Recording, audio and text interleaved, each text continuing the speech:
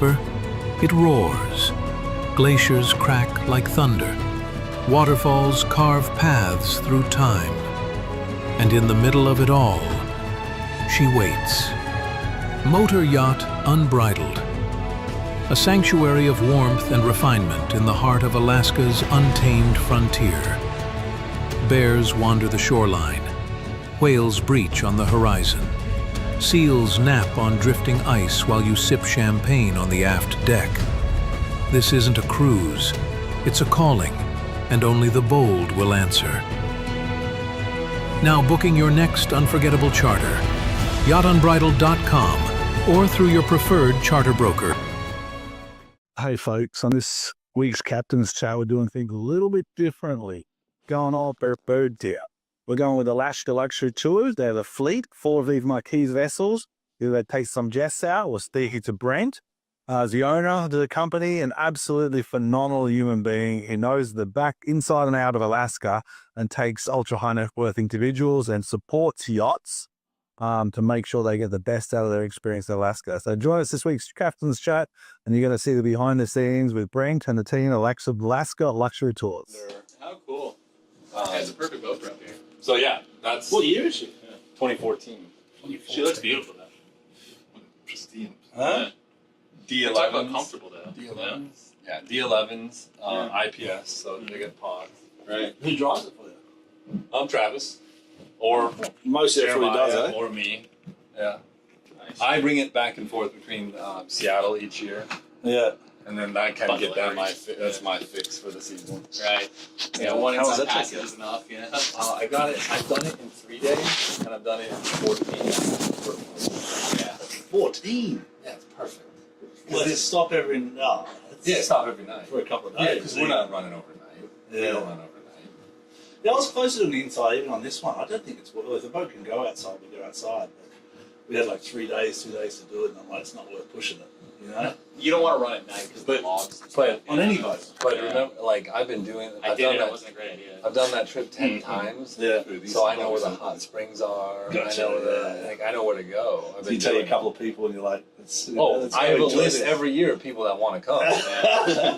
Yeah, I have too many people that want to You can add us to that list. Yeah. And this, So that's why I sent you that Parvina, because I saw this and I was like, you know what? But it's a whole different platform. Like, this is the next level. Did you see that Parvina thing? One of the boss's boats. It just wouldn't work. The thing wasn't working anyway. I don't think it'd work up here. well, did you see what Revelry brought? No? What did They brought a 55-foot Viking Oh, Jesus. as their tender, Yeah. but it's not even enclosed. Yeah. Like a so Valhalla or like a center console? Yeah, Yeah, okay. but it's Yeah. it's not. It's big. Well, that's our and problem it's, too. and it's you know? rigged, Yeah. Right. but it's What's your top 4 tips for yachts? The top 5 as Cap's coming to Alaska. my top 5 Yeah. tips. Plan early, right? Yeah.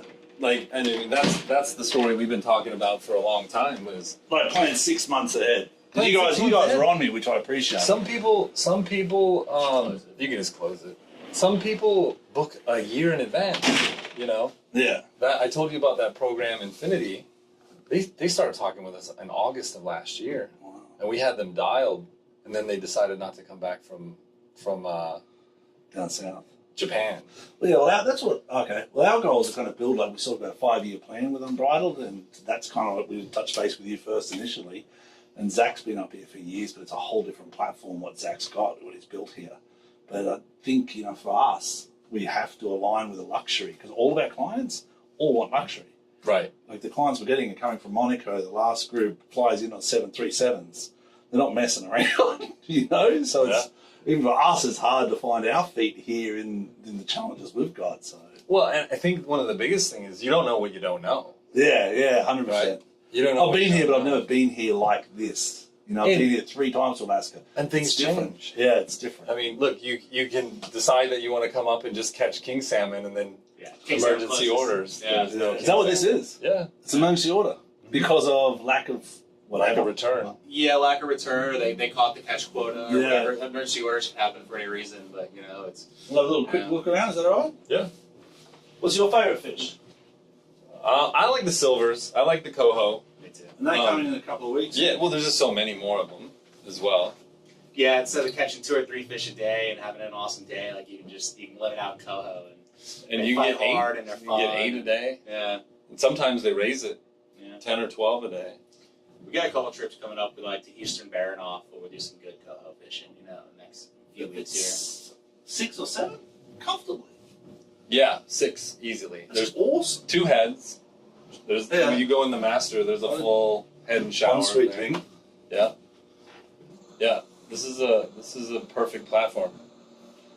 For what? And it just kind of happened by accident. Smoking And we out. were doing chase boats with our with one of our smaller marquees. Yeah. And then when Pushing the limits of it. well, Mangusta just wanted to wake surf. Oh. That's what they wanted it for. They brought a surfing coach, Yeah, and sweet. that's what they just wanted to wake surf with it. And then when the guests left, then they still had a few days, and the crew just wanted to wake surf. But how? What I don't get here with the permits, like, how is this boat not got a Glacier Bay permit? Like, that's what you got to buy in advance. They allow them every 10 years, Gotcha. and they change. The rules change, and we haven't been able to get it. Trust me. Yeah, Like, I'm sure you are. I mean, our halibut quota permit was 80,000. Yeah. You know, it's not like, but you can't just go buy them. You have to buy a company that has one Yeah. in order to get it. Yeah. And It's also, that's the thing, getting the permit's one thing, but having the knowledge to use it and how to use it correctly. You know what I mean? it's such a small market. You know, I've often said, like, if you wanted to start a company here just to support your super yachts, you wouldn't make it, because there's only 4 to 6 weeks where it's really full on. And when's that? July? End of July, And early August. July to mid-August. Right. Yeah, okay. But the reason why we can do that is because of our larger operation. And the cruise ships come in, when do they start? Like mid-June? Mid-April No. until mid-October. Yeah. Wow. So we've been running. Next week is halfway through our season. And they go down to Hawaii after this, or they go to Mexico, Australia, or back California? through to the Caribbean. Mid-April. What's it like up here then? Dark and cold and wet. And they're just doing the same thing. Yeah. They're going ashore, but they're not seeing the bears. They're not seeing the salmon. you never- See whales. Yeah, you see a lot of The whales. whales start. They Yeah. still go to the glacier. You know? The reason people come here is the ice and the whales. Yeah. Yeah. That's why. So the glaciers are always there. Yeah. And they're doing quite a big trip. They're starting. Where's most of the starts? Up in. Seattle or Vancouver. Okay. And they're all laps, 7 days. Occasionally they'll go like Seattle to Seward, Yeah. and then they'll go overland on train up to Denali. Yeah.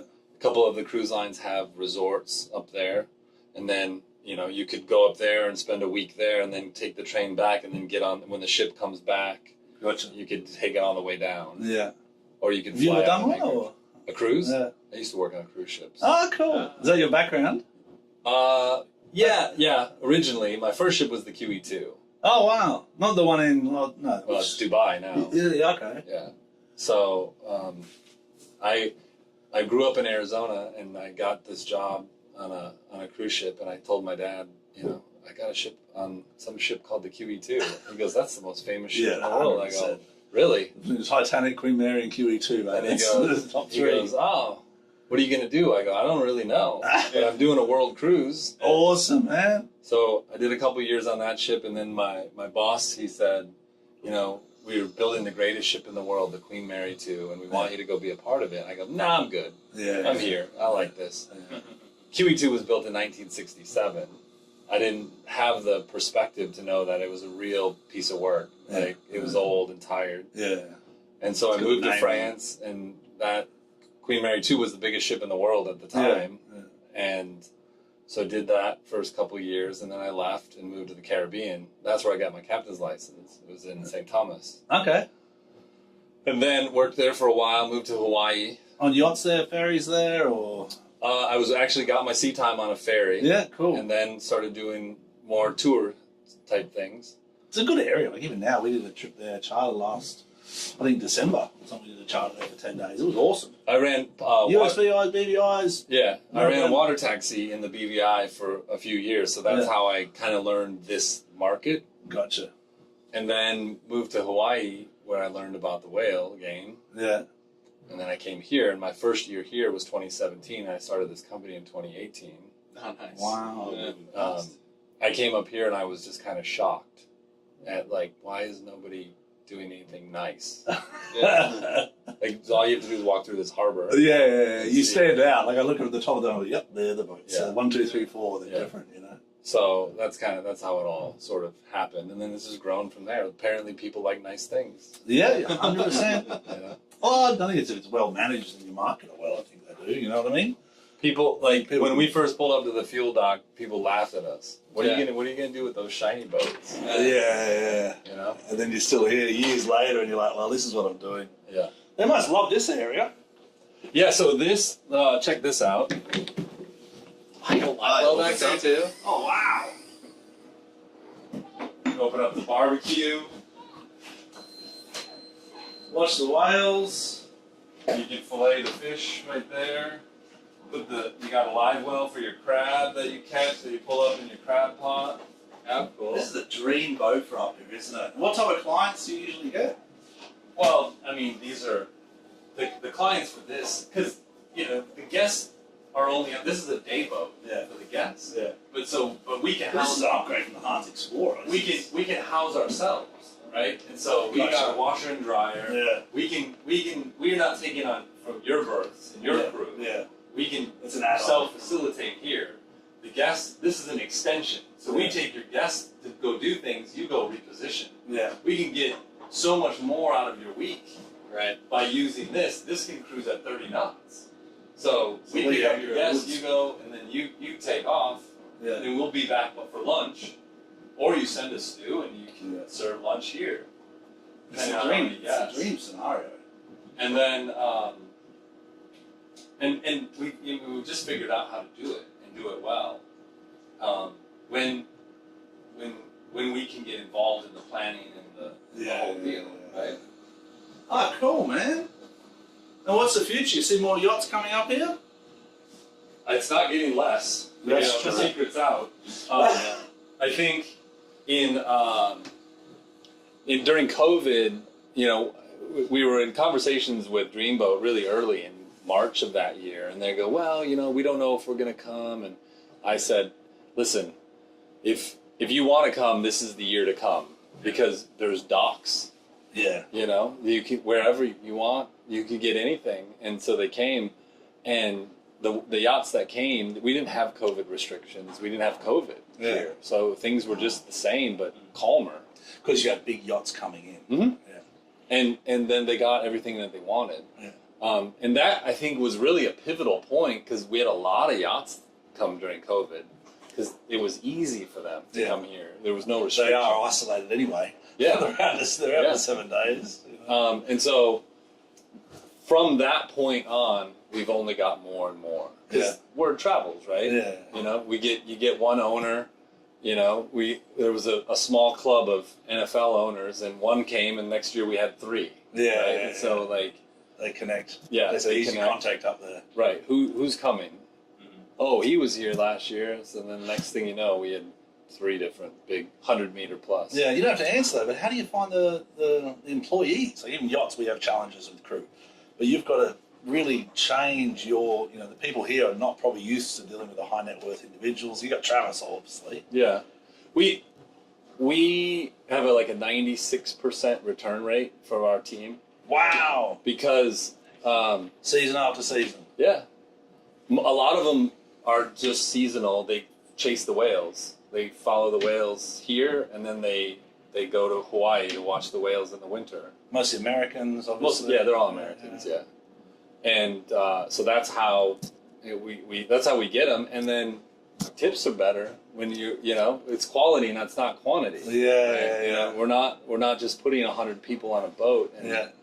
lecturing about a whale and then. And do they have most of your team? Do they have a little bit of a background because they love whales? Do they have a bit of a presentation for the whales, or do they give the clients the whole thing? We've been doing this for long enough that we grow people.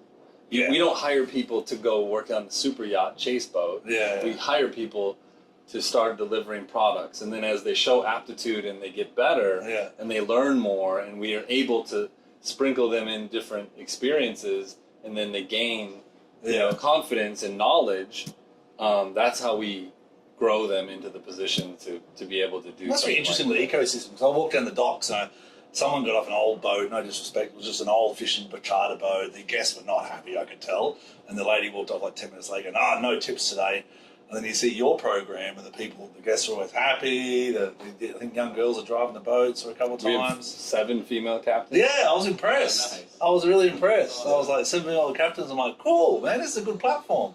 Yeah. You know? They're better captains. Yeah. Fair enough. I don't care what I say, but I'm a captain. I do agree with you. It's like a lot of the first mates I've had on board, I'm like, as crew members, females have been, they're a lot more detail orientated. But I tell you what, the boys we've got on deck now, Yeah, you gotta go. you can't. The elements we put them through, from the heat of Costa Rica and Panama up to the rain. That's the challenge we have, is we have so many different clients and so many different areas that we cruise in. So that you just need a team. That's the one we try to accomplish. And we have 42 on our team now. Wow. So What about Hawaii though? You mentioned Hawaii. Do you go there? Do you have a business there? we don't, but they do. Yeah. Because it's not desirable to be here in the winter, Yeah. and it's not desirable to be in Hawaii in the summer. Right. It's You don't want to do 2 businesses. You don't want to do that business. You like got having enough time off. Yeah.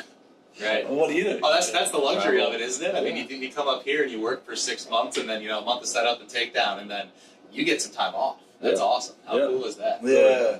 Going to Not in yachting, you don't really. No, yachting you sure don't. Yachting No, is never. this winter, I'm going to Sri Lanka. Ah, cool. Nice. Cambodia and Thailand. I was in Thailand earlier this spring, but Sri Lanka. I was in the BVI 2 weeks ago Oh, yeah. doing the Nice. charter down there. Oh, that's awesome. Yeah, with Starlink, I mean, I can do anything anywhere now. Yeah. Do you travel a little mini one? I've got 3. This one has one. We have one in for our office, and then I've got the little backpack. How big are they one. now? Because I'm seeing they're getting smaller. Size of a piece of paper. Wow. Nice. Yeah, yeah, it's great. Well, we better go track down these boys. Yeah, let's go out there. Yeah. Go down these tenders. If your brand belongs in the heart of the yachting world, this is where it happens. Yachting International Radio reaches over 1 million yachting professionals and enthusiasts every month, with 77 million impressions, 220,000 social followers, and 74,000 podcast subscribers. Our hosts are insiders, crew, captains, CEOs, trusted voices shaping the industry. This is targeted, high-impact advertising in a luxury niche. Visit yachtinginternationalradio.com/advertise